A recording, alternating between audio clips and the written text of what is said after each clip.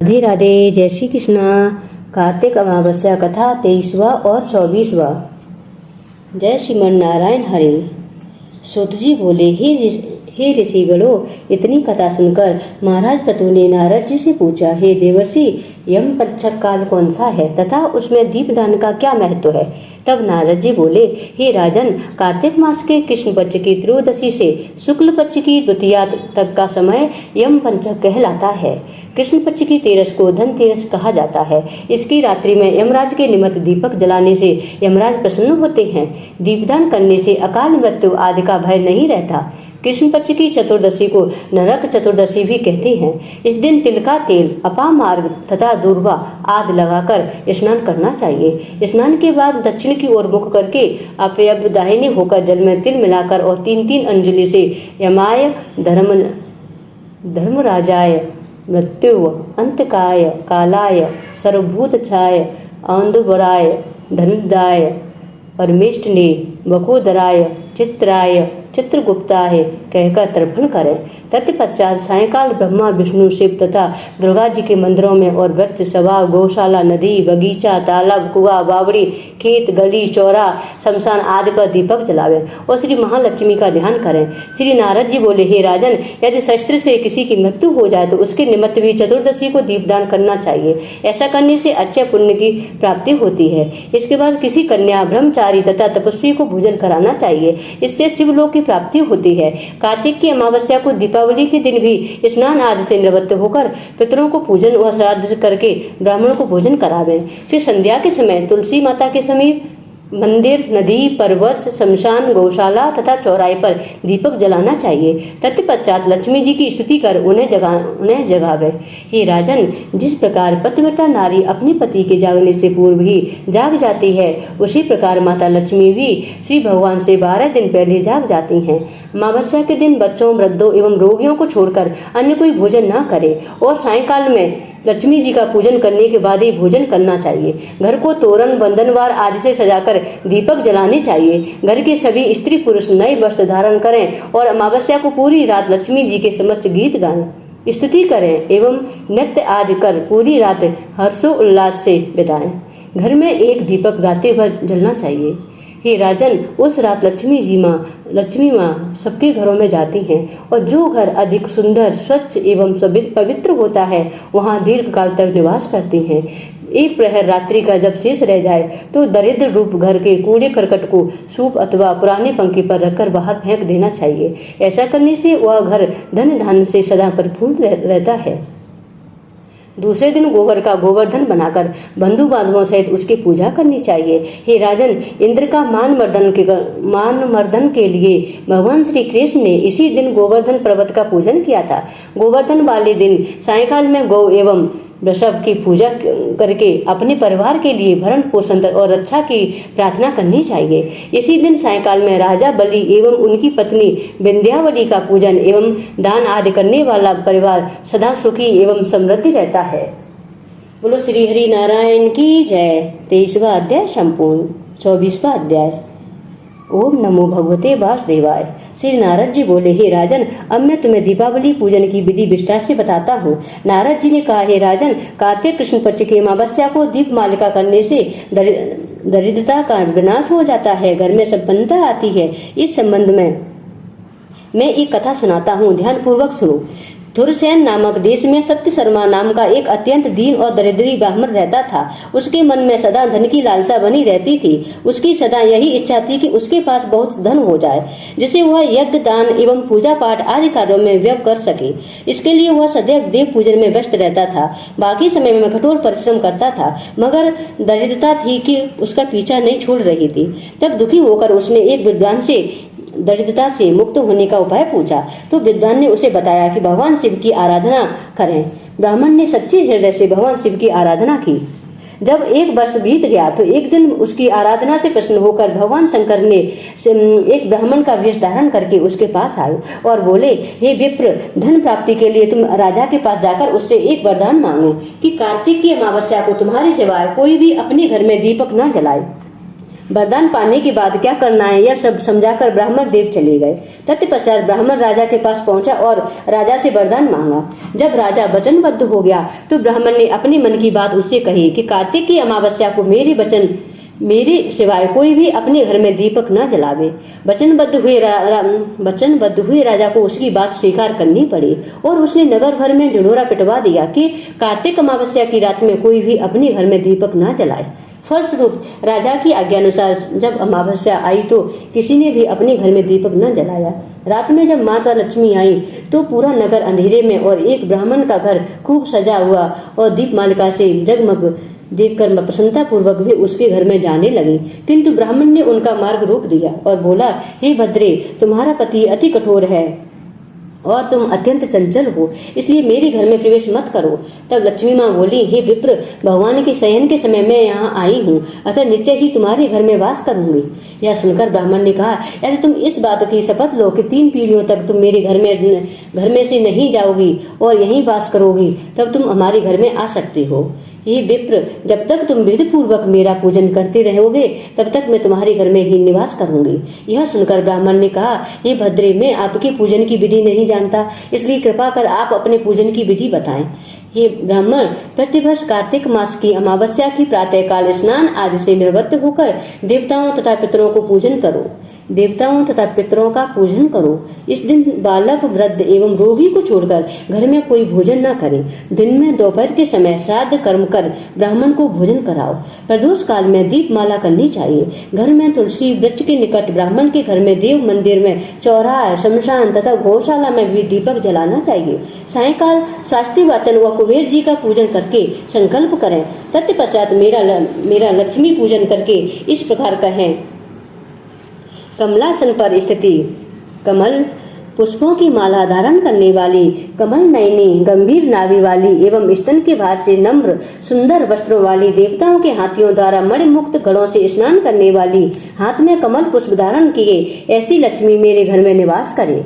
तत्पश्चात आसन, फाद्य आचमन, स्नान, वस्त्र, दीप, धूप, नैवेद्य, जल, तांबूल और सुपारी यह सब लक्ष्मी माता को अर्पण कर नमस्कार करें, दीपक प्रज्वलित करें और रात्रि भर कीर्तन करें। इस प्रकार कुबेर एवं लक्ष्मी का पूजन कर ब्राह्मणों को भोजन करावें। इस प्रकार महालक्ष्मी के आदेश अनुसार ब्राह्मण ने लक्ष्मी जी का विधिवत पूजन किया, जिससे उसका घर धन धान से भर गया। तत्पश्चात उसने अनेक यज्ञ और धार्मिक कार्य किए। जीवन के अंतिम काल में सत्य शर्मा विरक्त होकर मथुरा चला गया, जहाँ शेष जीवन ईश्वर भजन करते हुए बिताकर अंत में वह विष्णु लोक को चला गया। बोलो श्री हरि नारायण की जय। 24वां अध्याय संपूर्ण। 25वां अध्याय और 26वां अध्याय। ओम नमो भगवते वासुदेवाय। दीपमाला का महत्व एवं महालक्ष्मी जी की विधिवत पूजा का वृतांत ध्यान पूर्वक सुनने के बाद महाराज पृथु ने नारद जी से पूछा, हे देवर्षि, अब आप अन्नकूट एवं गोवर्धन का महात्म सुनाने की कृपा कर। यह सुनकर नारद जी बोले, हे राजन, कार्तिक शुक्ल प्रतिपदा को गोवर्धन पूजा तथा अन्नकूट होता है। इस दिन पृथ्वी पर गोबर का गोवर्धन बनाकर उसका पूजन और अन्नकूट बनाना चाहिए तथा ब्राह्मणों को भोजन कराने के बाद ही स्वयं भोजन करें। इसी दिन गौ एवं बैल की पूजा करें। हे राजन, इसी दिन जमाता का भी पूजन होता है, अतः जमाई को घर बुलाकर उसका पूजन एवं आदर सत्कार करना चाहिए। हे महर्षि, जमाई पूजन के संदर्भ में महाराज पृथु ने पूछा, जमाई पूजन का प्रारंभ कब से हुआ और इसे सबसे पहले किसने किया? कृपया यह भी समझाकर बताएं।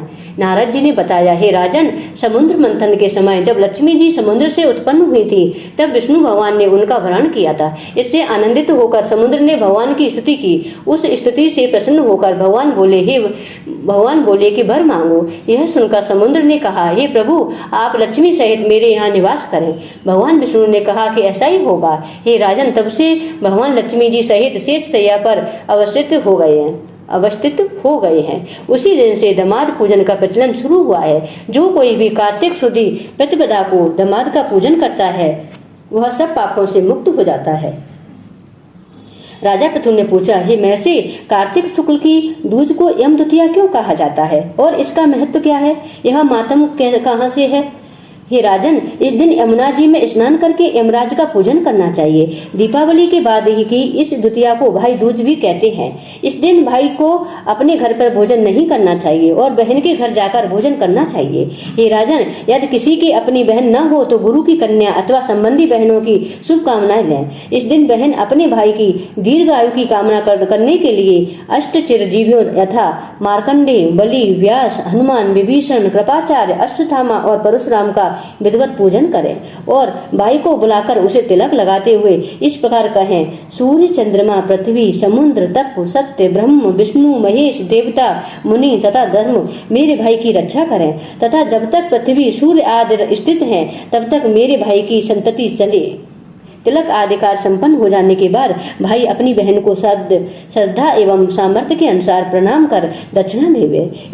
इतनी कथा सुनने के उपरांत राजा पृथु ने प्रश्न किया कि हे देवर्षि, जब सब क्षेत्रों में उत्तम क्षेत्र कौन सा है? तब नारद जी बोले: महाराज पृथु, सब क्षेत्रों में उत्तम क्षेत्र गंगा तथा यमुना का संगम है, जिसमें स्नान करने की इच्छा ब्रह्म आदि देवता भी करते हैं। गंगा के स्मरण मात्र से ही अनेक पाप नष्ट हो जाते हैं। गंगा जी में स्नान करने वाला फल हो या यह कि मनुष्य सब पापों से छूट जाता है तथा उसकी कई पीढ़ियों तक परम पद की प्राप्ति होती है। गंगा में स्नान की अभिलाषा करने पात्र से मनुष्य अनेक जन्मों के पापों से मुक्त हो जाता है। हे राजन, गोदावरी, कृष्णा, रेवा, तुंगभद्रा, यमुना, बहुधा, अमरावती, कावेरी, चित्रवती, सरयू तथा तामपड़ी आदि नदियां तथा सभी तीर्थ गंगा में स्थित हैं। काशी क्षेत्र सभी क्षेत्रों में उत्तम है। जो लोग काशी में वास करते हैं वे जीवन मुक्त हो जाते हैं। जो लोग काशी क्षेत्र का स्मरण करते हुए शरीर त्यागते हैं वे भी मोक्ष को प्राप्त हो जाते हैं। 25वां अध्याय संपूर्ण। बोलो श्री हरि नारायण की जय। ओम नमो भगवते वासुदेवाय। 26वां अध्याय। इतनी कथा सुनकर सभी ऋषियों ने सूत जी से विनती करते हुए कहा: हे सूत जी, अब भगवान के चरणों से उत्पन्न हुई गंगा जी की महिमा बताइए। उनकी विनती सुनकर सूत जी बोले: एक बार राजा पृथु ने नारद जी से यही आग्रह किया था।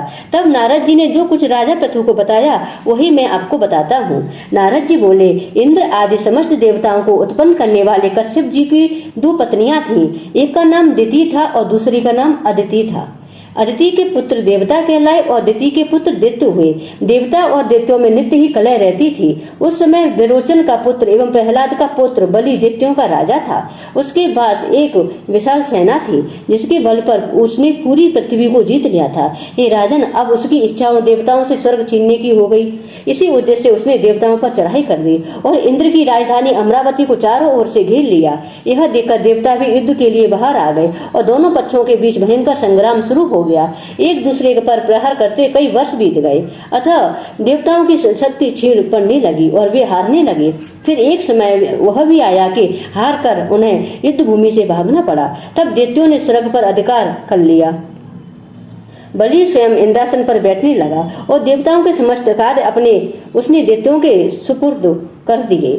यज्ञ की बलि भी वह स्वयं ही करने लगा। उधर अदिति अपने पुत्रों को दुखी देखकर बेहद चिंतित थी। जब उसने देवताओं का दुख न देखा गया जब उससे देवताओं का दुख न देखा गया तो वह देवताओं की विजय के लिए भगवान को प्रसन्न करने की कामना से तपस्या करने के लिए उद्देश्य से हिमालय पर चली गई। वहां उसने 1000 वर्ष तक तपस्या की। इस काल में उसने कुछ काल फलाहार करके व्यतीत किया, कुछ काल फूल पत्ते खाकर व्यतीत किया और कुछ काल वायु सेवन करके व्यतीत किया। इस प्रकार एक पांव पर खड़े होकर उसने उग्र तपस्या की। मायावी राक्षस उसकी घोर तपस्या से चिंतित होकर राक्षसी माया से देवताओं का रूप धारण करके अदिति के पास जाकर बोले: हे माता, तुम हमारे लिए इतना तप क्यों कर रही हो? यह तो एक प्रकार से आत्मघात करना है जिसे शास्त्रों में पाप कहा गया है। हे माता, हमसे तुम्हारा यह दुख देखा नहीं जा सकता। आपको दुखी देखकर क्या हम सुखी रह सकते हैं? शास्त्रों का कथन है कि जिसके घर में कल्याणकारी माता नहीं तथा प्रिय बोलने वाली पतिव्रता स्त्री नहीं, उसका जीवन निरर्थक है। इसलिए हे माता, आप यह तप छोड़कर अपने पुत्रों को सुखी कीजिए। यह सुनकर भी अदिति की समाधि भंग नहीं हुई। तब उन्होंने अदिति को मार डालने का निश्चय किया और उसे जीवित जला डालने की मनसा से वन में आग लगा दी। परंतु उस अग्नि में वे स्वयं ही जल गए और अदिति को लेश मात्र भी हानि नहीं पहुंची, बल्कि उन्हें तो पता भी नहीं चला कि वन अग्नि की भेंट से भेंट में चढ़ गया है, क्योंकि भगवान ने अपने सुदर्शन चक्र से उसकी रक्षा की थी। सूत जी बोले, हे ऋषिगणों, जिस भगवान के स्मरण मात्र से ही सब कष्ट दूर हो जाते हैं, उनका ध्यान करने वाले भक्त को पता भला कौन कष्ट दे सकता है। अग्नि शांत होने पर सुदर्शन चक्रधारी भगवान विष्णु उनके सामने प्रकट हुए। भगवान ने अदिति से कहा, हे देव माता, मैं तुम्हारे इस कठिन तप से अत्यंत प्रसन्न हूँ, अतः तुम वर मांगो। अदिति ने पहले हाथ जोड़कर भगवान की स्तुति की।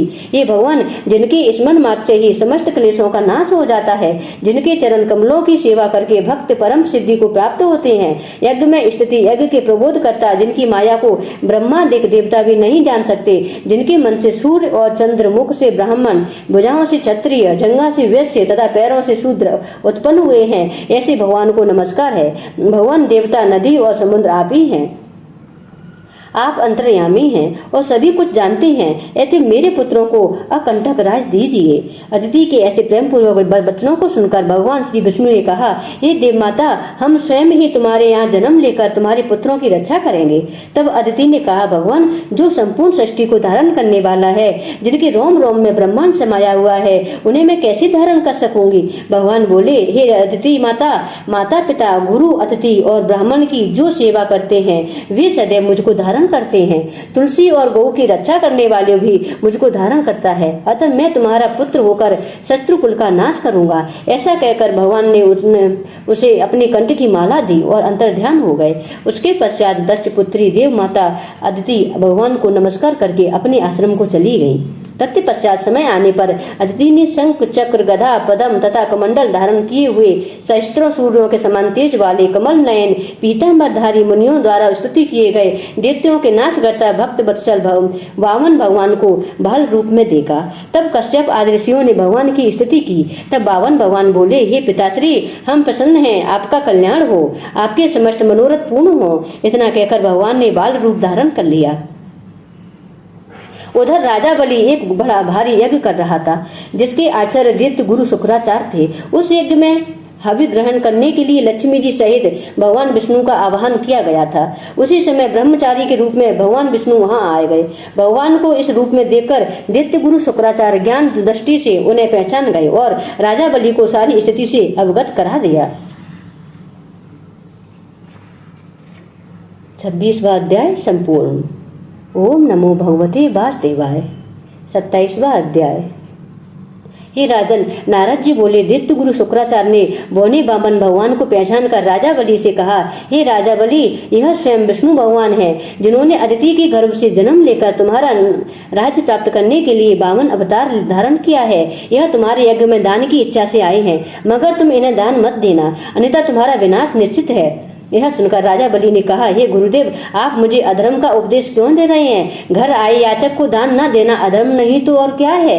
जरा सोचिए कि इससे मेरी कितनी अपकीर्ति होगी, और फिर यह क्या मेरे लिए कम सौभाग्य की बात है कि भगवान विष्णु स्वयं याचक बनकर मेरे द्वार पर आए हैं। मैं जितने भी यज्ञ आदि करता हूँ, वे सब भगवान विष्णु की प्रसन्नता के लिए तो करता हूँ, अतः बटुक रूप में वे जो कुछ भी मांगेंगे मैं अवश्य दूंगा। ऐसा कहकर हे राजा पृथु बल यज्ञ मंडप में गया और अर्घ आदि देकर उसने बामन भगवान को यथोचित आदर सत्कार किया। फिर हाथ जोड़कर बोला, हे नाथ, आपके दर्शन पाकर मैं कृतार्थ हुआ।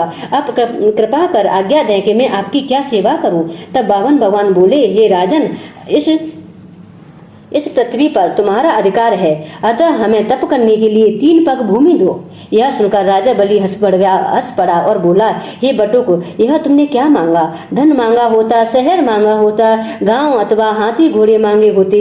बावन भगवान बोले, हे दैत्यराज, मुझे किसी प्रकार का प्रलोभन नहीं है, मुझे तो तप के लिए केवल 3 पग भूमि चाहिए। हे राजन, यह पृथ्वी सदैव किसी के पास नहीं रहती थी। समस्त पृथ्वी को भोगने वाले मंदाता जैसे राजा आज कहाँ हैं? अतः मुझे अधिक लोभ नहीं है, मुझे तो मात्र 3 पग भूमि चाहिए। चंचल लक्ष्मी को धर्म कार्यों में लगाकर तुम्हारी तरह अपना मार्ग सुधारने वाले धन्य हैं। हे राजा बलि, भूमि दान से उत्तम कोई दान नहीं है, अतः हे दानवीर राजा, मुझे मात्र 3 पग भूमि दो। बामन भगवान ने राजा बलि को समझाते हुए कहा, हे राजन, इस संबंध में मैं तुम्हें एक प्राचीन इतिहास सुनाता हूँ, ध्यान पूर्वक सुनो।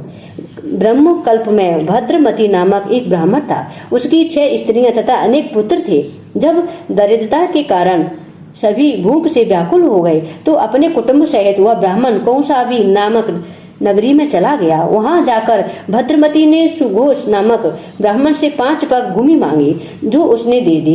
इसी 5 पग भूमि के कारण सुघोष नामक उस ब्राह्मण को विष्णु का परम पद प्राप्त हुआ। उधर भद्रमती ने भी वह भूमि किसी ब्राह्मण को ने दान में मांग ली। इससे भद्रमती को मोक्ष की प्राप्ति हुई। इसी कारण कहता हूँ कि हे राजन, मुझे भी 3 पग भूमि दे दो, जिससे उसे किसी को देकर मैं भी मोक्ष का साधन प्राप्त कर सकूं। हे राजा पृथु, इस प्रकार वामन भगवान द्वारा प्रेरित करने पर राजा बलि गंगा सागर टूटी वाला लोटा लेकर भूमि देने का संकल्प करने को तैयार हो गए। और शुक्राचार्य नहीं जानते थे कि राजा बलि भूमिदान देने का संकल्प ले। अतः अपने तपोबल से सूक्ष्म रूप बनाकर वे गंगासार की टूटी में जल रोककर बैठ गए। वामन भगवान शुक्राचार्य की इस चाल को समझ गए। अतः उन्होंने एक तेज नोक वाली कुशा घास लेकर गंगा सागर की टूटी के छिद्र में डाल दी। उस तीखी कुशा ने शुक्राचार्य की एक आंख फूट गई। पीड़ा के कारण उनके छटपटाने से राजा की अंजलि में से जल आ गया।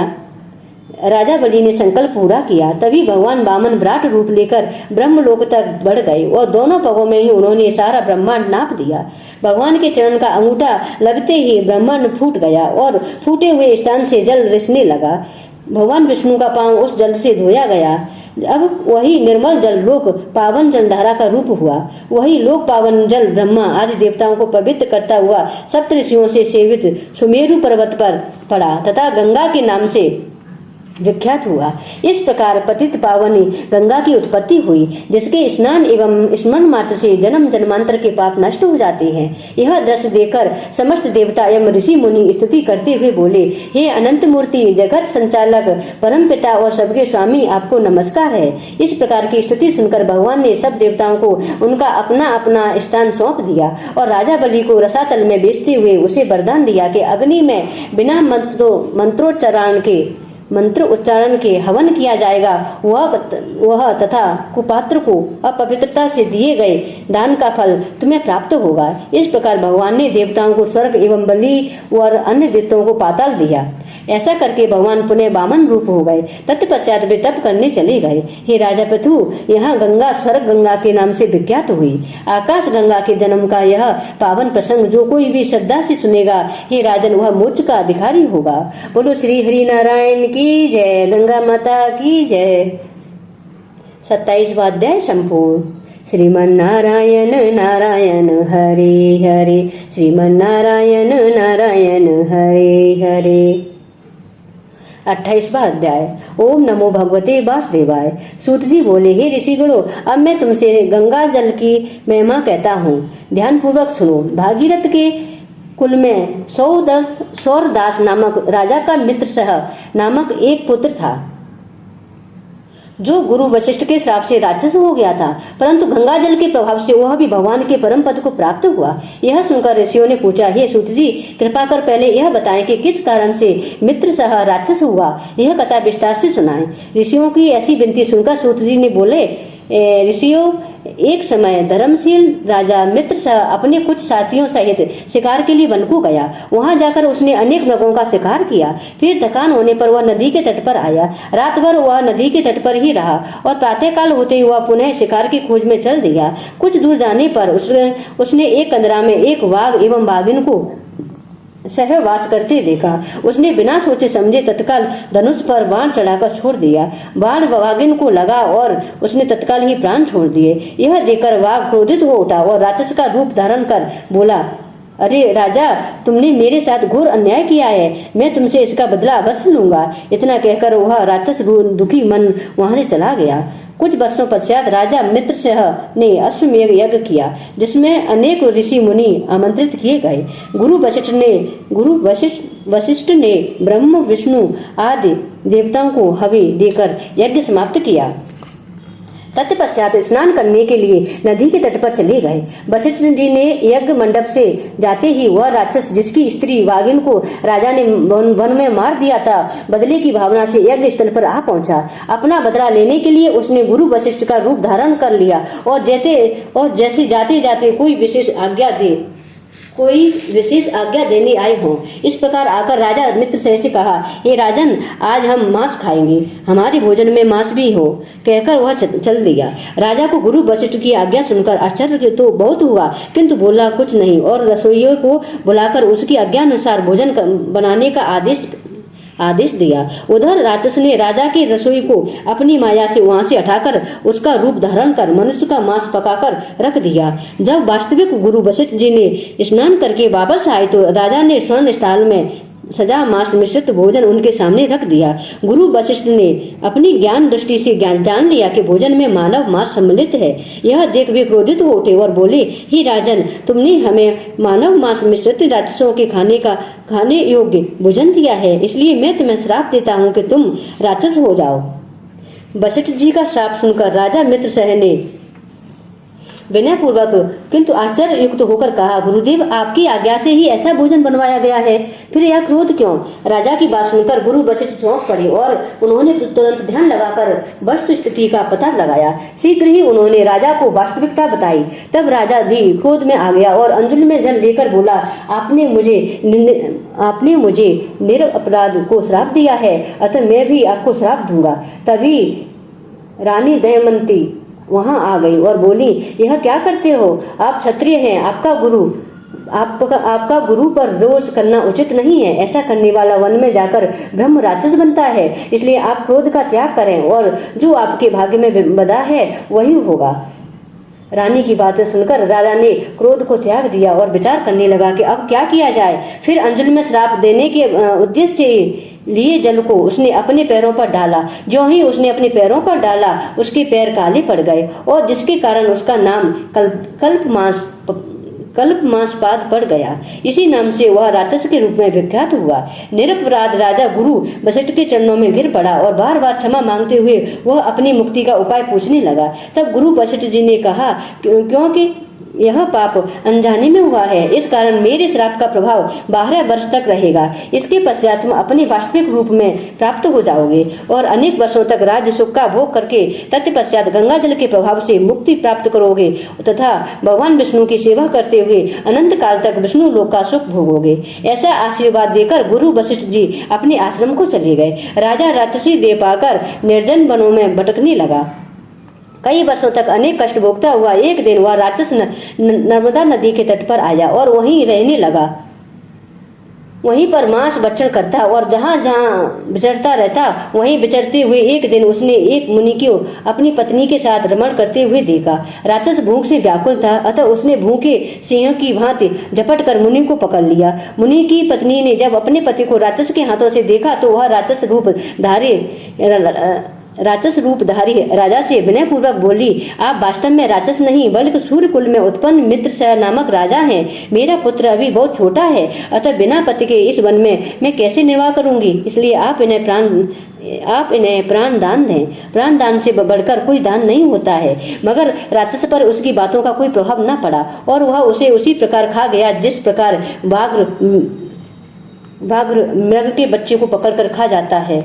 तब मुनि की स्त्री बहुत दुखी हुई और उसने उसे श्राप देते हुए कहा, तुमने मैथुन करते हुए मेरे पति को मारा है, इस कारण जब भी तुम मैथुन करोगे मृत्यु को प्राप्त होगे, पुनः राक्षस योनि को प्राप्त करोगे। इस प्रकार एक साथ 2 श्राप सुनकर राक्षस कल्मास्पाद की भी क्रोधित होता और बोला, हे दुष्टे, तुमने एक अपराध के लिए मुझे 2 श्राप दिए हैं, इसलिए तुम भी पिशाचिनी बन जाओ।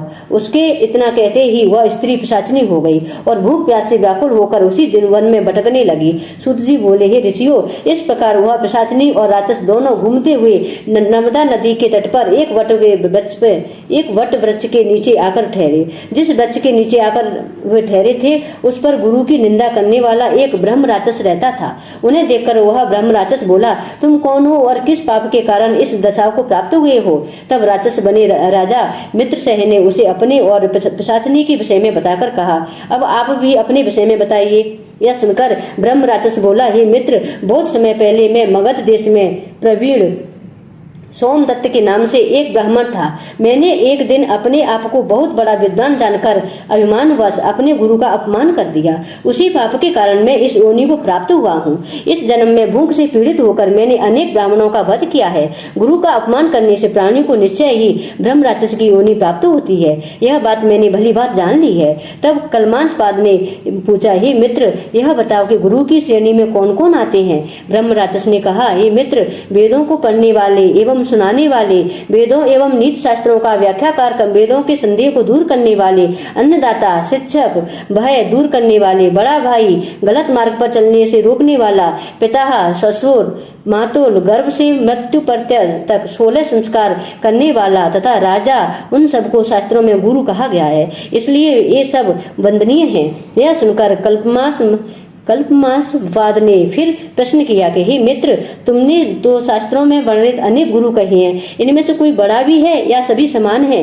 हे मित्र, यदि हम राक्षस हैं और भूख प्यास से पीड़ित भी रहते हैं, परंतु शास्त्रों में कहा गया है कि गुरु महिमा के वर्णन से ही कल्याण होता है। इस करके मैं इसका वर्णन करता हूँ। सब गुरु बराबर हैं और शास्त्रों में इस संबंध में क्या कहा गया है उसे ध्यान पूर्वक सुनो। ब्रह्म राक्षस ने कहा, वेद तथा मंत्रों का उपदेश करने वाला, धर्म शास्त्रों एवं पुराणों का व्याख्याकार करने वाला उपदेशक, ये विशेष गुरु माने गए हैं। इनमें से भी प्रमुख वह है जो देव पूजन करवाए, देव पूजा का फल बतावे अथवा कोई गुप्त मंत्र का उपदेश दे। हे मित्र, मैंने धर्म, अर्थ, काम और मोक्ष प्रथा सभी पुराने गौतम ऋषि से सुने हैं। सूत जी बोले, हे ऋषियों, इस प्रकार अपनी कथा का वर्णन करते हुए ब्रह्म राक्षस ने कलमासपाद से कहा, हे एक समय मैं भगवान शिव का पूजन कर रहा था कि उसी समय महर्षि गौतम वहां आ गए और मैं पूजा में लगा रहा। मैंने अभिमानवश खड़े होकर उन्हें प्रणाम नहीं किया। तब शिव जी ने गुरु का अपमान करने का कारण मुझे ब्रह्म राक्षस बना दिया। इतनी कथा सुनकर सूत जी ने कहा, हे ऋषियों, इस प्रकार गुरु की महिमा का वर्णन करने तथा सुनने से उन तीनों के पाप नष्ट हो गए। तभी उन्होंने कुछ दूरी पर गर्ग मुनि को उसी दशा में आते देखा तो पिशाचनी तथा दोनों राक्षस दूर से ही कहने लगे, हे महात्मन, आपको नमस्कार है। हमने कितने ही ब्राह्मण खा डाले, परंतु महादेव जी का स्मरण करने के कारण आप सुरक्षित हैं। यह सुनकर गर्ग मुनि ने अपने कमंडल से तुलसी युक्त गंगाजल लेकर उन पर छिड़का। हे ऋषिगणों, जल का स्पर्श होते ही वे तीनों राक्षस योनि से मुक्त होकर देव रूप हो गए। ब्राह्मणी एवं सोमदत्त विष्णु रूप होकर गर्ग मुनि की स्तुति करने लगे। गर्ग मुनि की स्तुति करने के बाद विष्णु लोक को चले गए। उन दोनों के वैकुंठ गमन के उपरांत शाप मुक्त होकर राजा मित्रसेन सोच में पड़ गया। उसे इस प्रकार सोच में निमग्न देखकर गुप्त रूप से सरस्वती जी ने उससे इस प्रकार कहा, हे राजन, तुम किसी प्रकार की चिंता मत करो। राज सुख भोगने के बाद अंत में तुम्हें भी विष्णु लोक की प्राप्ति होगी।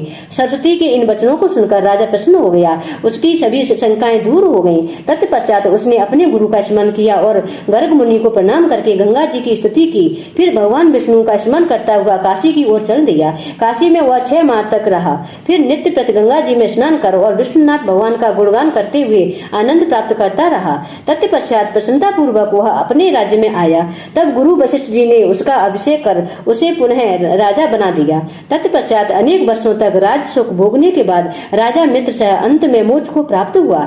कथा की समाप्ति करते हुए सूत जी ने ऋषियों से कहा, हे ऋषियों, इसमें आश्चर्य की कोई बात नहीं है। भगवान का गुणगान एवं काशी में प्रवास करने से मनुष्य को निश्चय ही मोक्ष की प्राप्ति होती है। जो गंगा जी में स्नान करने से तो कोटि कोटि जन्मों के पाप भी नष्ट हो जाते हैं। 28वां अध्याय संपूर्ण। श्रीमन्नारायण नारायण हरे हरे, श्रीमन्नारायण नारायण हरे हरे। तेरी लीला सबसे न्यारी न्यारी हरे हरे, श्रीमन्नारायण नारायण हरे हरे, श्रीमन्नारायण नारायण हरे हरे। तेरी लीला सबसे न्यारी न्यारी हरे हरे, श्रीमन्नारायण नारायण हरे हरे। ओम नमो भगवते वासुदेवाय, ओम नमो भगवते वासुदेवाय, ओम नमो भगवते वासुदेवाय। राधे राधे।